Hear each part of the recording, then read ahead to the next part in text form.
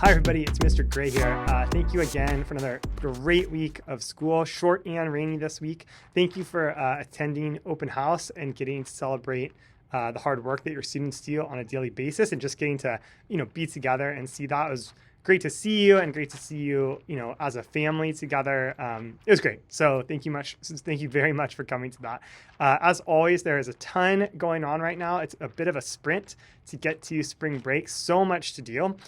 So let me give you some announcements first. We're doing PE testing for the next several weeks. That has to finish by spring break. All the fifth graders in the state of California do it, and they do sit-ups and flexibility testing and push-ups and a mile run and a trunk lift, which we practiced today. So you'd ask your kids about that. So that's happening intermittently. We usually do like a little bit of a practice day and then an actual testing, and then we'll have a chance to do some either makeup testing or some retesting if kids would like to do that.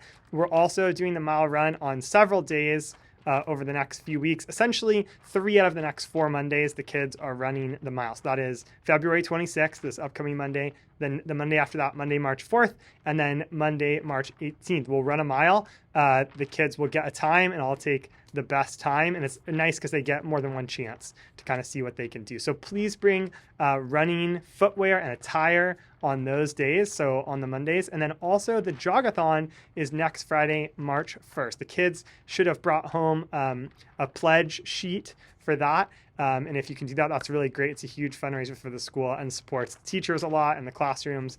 So it'd be great, anything you guys can do to contribute or find people to contribute for the Jogathon. And that's something you can actually attend.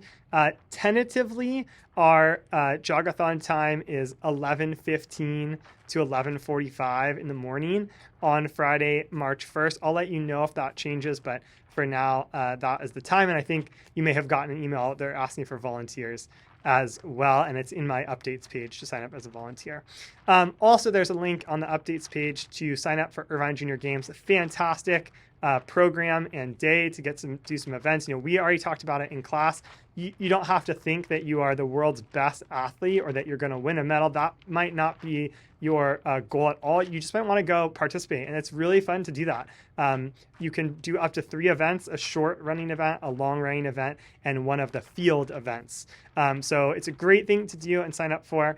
You have to sign up by Thursday, March 14th, and then the actual date is, I think, in May.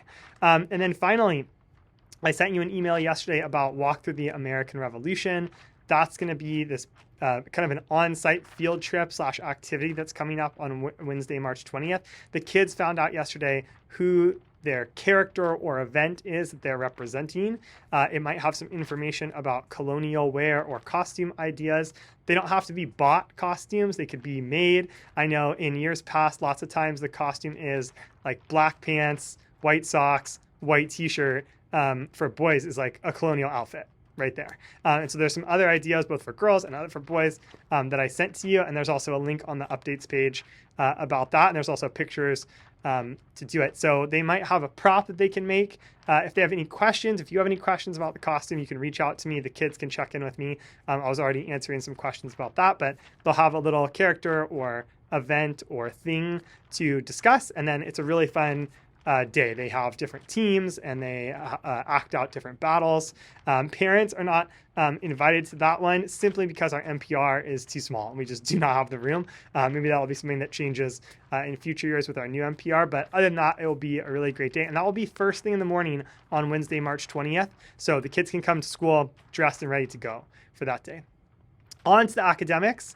After all that, there's a lot going on, but on to the academics. We are still doing academics despite all of those other things. So in reading next week, we're making a transition now from just learning about how to read historical fiction, and then we're going to move into historical fiction books purely about the American Revolution as we really get into studying what's happening during the American Revolution. And we're taking a short break to read kind of like a narrative nonfiction story all about Alexander Hamilton.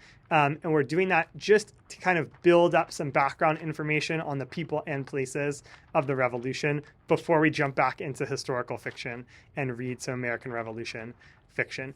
We just finished the book Number the Stars by Lois Lowry, which is a fantastic historical fiction book. It's very sad, but is a really great story about World War II and about how the Danes in Denmark led a big resistance to save, Jewish people who lived in Denmark from Nazi arrest or worse. So it was a really great story. We just finished it, and the kids, I think, really liked it at the end. This is a great message and a really great story. In writing next week, we're going to start our next unit, which is on information writing or expository writing.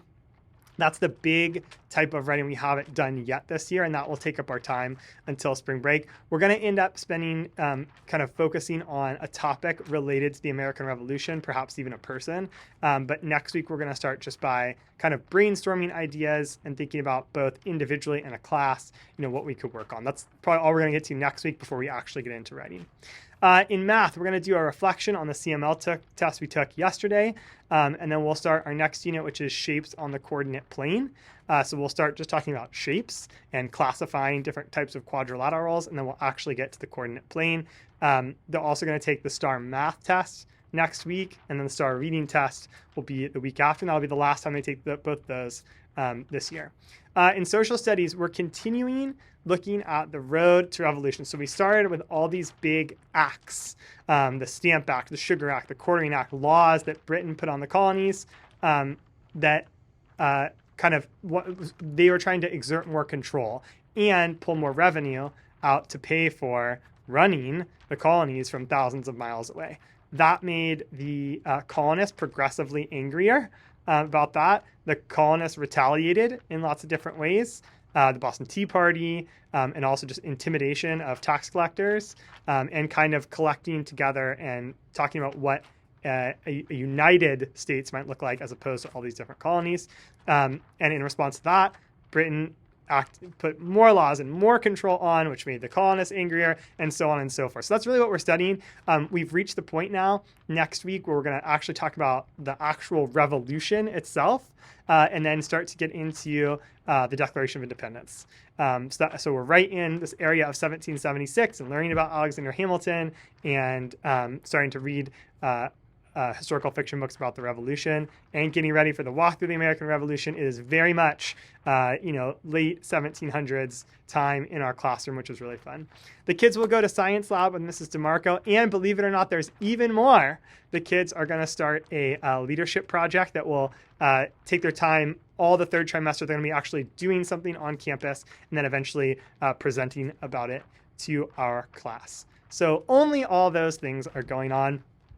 Your kids are doing a fantastic job really adjusting to the rain and the short week and all the open house projects. So it was an incredibly pleasant week to have them, and they are so excited about the walk through the American Revolution.